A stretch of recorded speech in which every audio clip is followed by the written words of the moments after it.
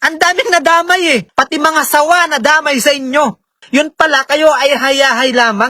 Matapos ang malatilisere at kontrobersiya sa paghanap sa dalawang OFW sa Hong Kong, nakita na rin sila kahapon na ayon sa mga komento ng iba nating mga kababayan OFWs, napakarami umanong nadisturbo na perwisyo itong ating mga kababayan. Lalong-lalo na daw ang kanilang mga pamilya na labis nilang pinag-alala. Kung ating matatandaan, pinaghanap ito ng mga kapulisan sa kabundukan na halos suyuri na nila ang bundok para lang makita itong dalawa, pero nasa syudad lang pala sila. Pati konsulato na bulabog rin, pati mga hayop sa kabundukan, mga ahas, mga baboy ramo at mga engkanto ay napagbintangan na rin ng mga tao dahil sa sobrang pag-alala nila dito sa ating mga kababayan na huling nakita noong Oktubre 4, pero makalipas ang 4 na araw, Oktubre 8 ng hapon, nakita ang dalawa, subalit nagtago-tago dahil daw sa malaking problema sa utang. Nasalaysay mismo ng kapulisan sa The Standard News na ika nga kay Sir Brian Kalagi, mahirap hanapin ang taong nagtatago, pero sadyang hindi sila tinitigilan ng mga kapulisan. Patuloy silang pinaghahanap hanggang sa isang araw kahapon, nakita daw ang dalawa sa loob ng shopping mall sa Soi Wu Road, Futan Satin na nagpabulabog sa ating mga kababayan sa Hong Kong dahil ang inaakala nilang nawala ay nasa mall pala nag-i-enjoy. Kumakain sila sa restaurant kaya pala sila nahuli ng mga pulis matapos i-report ng mga taong nakakita sa kanila. Kahit si Sir Brian Kalagi ay natawa na lang sa inis dito sa dalawa nating mga kababayan. So marami pong haka-haka na sila ay baka pumunta sa ibang bansa, nag-cross country. Yung iba naman nagsasabi na baka may nangyari sa kanila sa kagubatan kasi nga nakita nga daw sila huli na nag-hiking. Napagbintangan na lahat. Pati yung mga bintangan na, pati baboy ramo, pati mga engkanto. Pagbintangan na sa pagkawala nitong dalawang kababayan natin nito. Nakita kasi sila sa Shatin. Okay, nakita sila sa Shatin, sa restaurant kung saan sila po ay kumakain. Okay? Na kung saan may nakakakilala sa kanila at eto nga, nai-report nila sa pulis at yun nga napag-alaman na sila nga itong dalawang to na kumakain sa restaurant sa Shatin. Para sa akin mga kababayan, isa itong public scandal kung ano natin dahil nga maraming resources po ang ginamit diyan para mahanap lang si kabayan. Marami ho yung mga ginawa nilang paraan para malocate kung nasaan itong dalawang kabayan natin. Hindi ba kayo nahihiya man lang sa sarili ninyo na talagang marami ang nag-alala sa ginawa ninyo? Okay, pati nga pamilya ninyo Talagang sobrang nag-alala ang pamilya ninyo. Tapos kayo, hayahay lang kayo. Hayahay lang na gumagala dyan sa Hong Kong pala. Hindi ba ninyo naisip na 12 araw na kayo ay pinaghahanap ng mga pulis? Hindi ba ninyo naisip na kayo ay viral na sa social media? Hindi man lang ba ninyo naisip na lumabas dyan sa pinagtataguan ninyo para sabihin na eto, buhay kami. Eto, nandito kami. Nag-e-enjoy lang kami. Huwag kayo mag-alala sa amin. 'Di ba?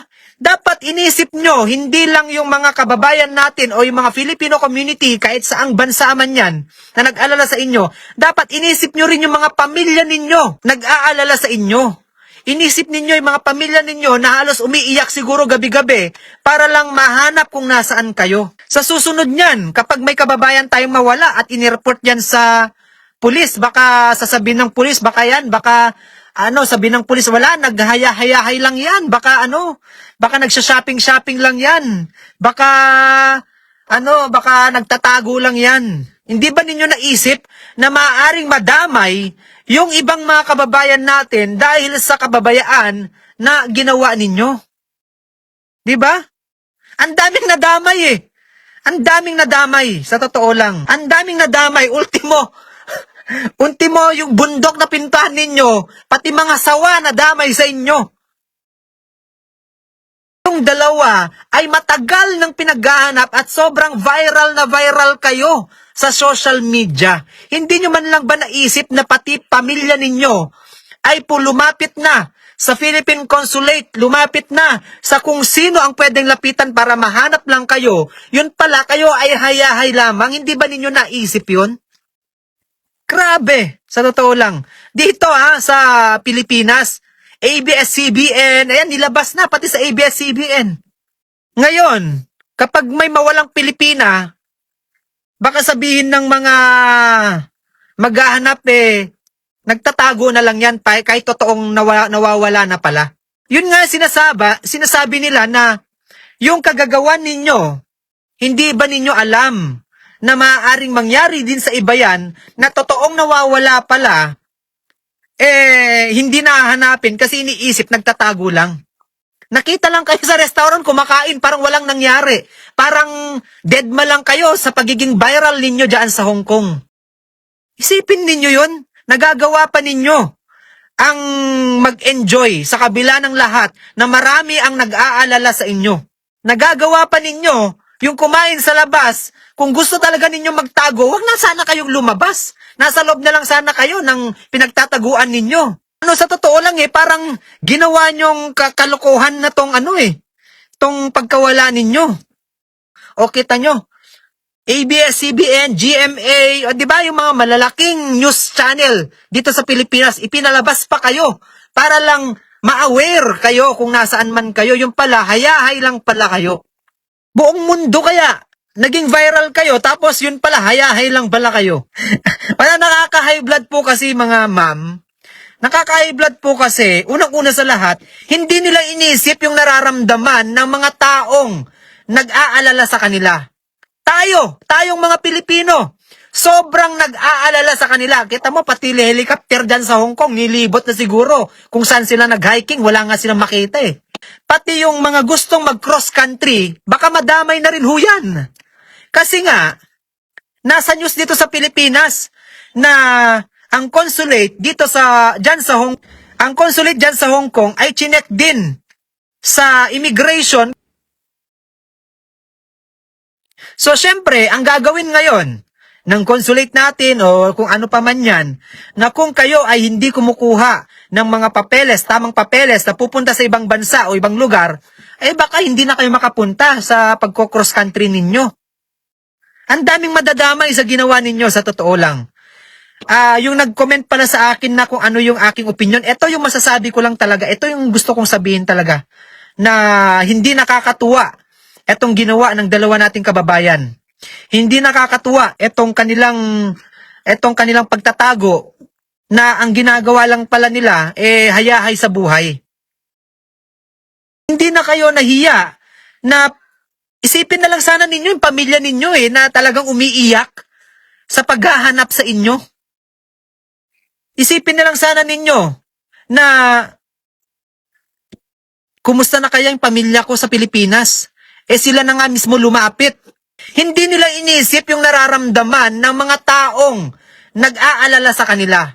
Tayong mga Pilipino, sobrang nag-aalala sa kanila. Kita mo, pati helicopter dyan sa Hong Kong, nilibot kung saan sila nag-hiking, wala nga silang makita Nagagawa pa ninyong kumain sa labas. Alam ninyong viral na viral kayo. Kung talagang gusto nyong magtago, wag na sana kayong lumabas kung nasaan kayo. Di ba? Alam ninyong viral kayo, hindi na kayo pumunta sa police station. Dapat sabihin ninyo, sir, kami po yung viral sa social media. Kami po yung pinaghahanap ninyo. Pakisabi po, wag na po ninyo kaming hanapin kasi kami po ay okay lamang. Anak ng toko talaga, oo. Pero wisyo at kahihiya din sa Hong Kong government. Di ba?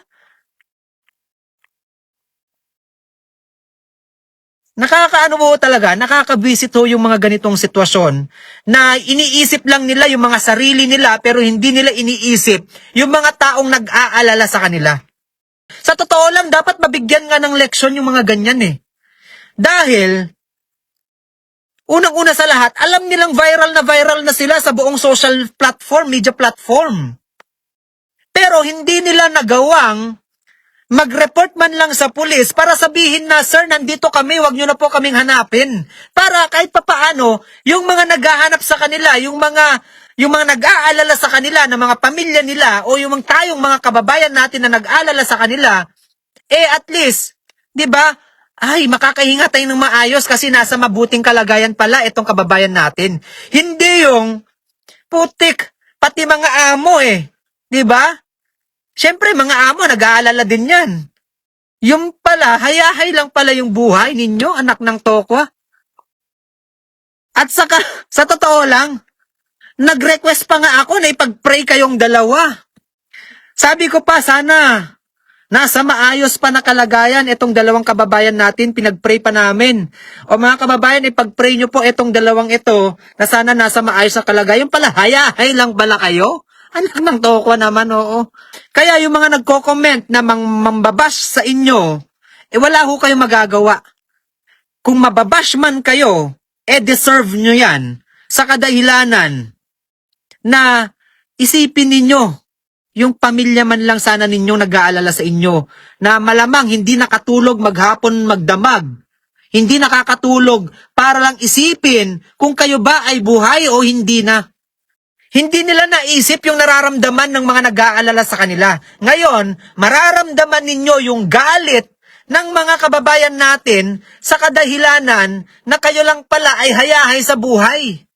Marami nga sa mga OFWs ang hindi natutuwa sa ginawa nitong ating mga kababayan, lalong-lalo na sa mga OFW sa Hong Kong, na ayon pa sa mga komento, pinagtatakpan lamang daw ng DMW ang dalawa. Pinaganda lang daw ang balita na nawala sila para kaawaan, kahit klarong-klaro na daw na nagtatago ang dalawa. Nakakahiya daw sa mga Hong Kong police at rescuer itong ginawa ng dalawa. Hindi daw sila dapat kaawaan dahil nakakahiya daw. Ayon pa sa isang komento, nakakahiya daw sa Hong Kong government dahil lahat daw ng gamit at mga eksperto ay ginamit na daw para mahanap itong dalawa. Pero pinagluloko lamang daw nitong ating mga kababayan, lalong-lalo na daw ang kanilang mga pamilya. Kaya ikaw kabayan bilang isang OFW, ano ang masasabi mo dito sa dalawa nating kababayan? Pakikomento ang inyong saloobin at pananaw. Salamat at palagi po kayong mag-ingat.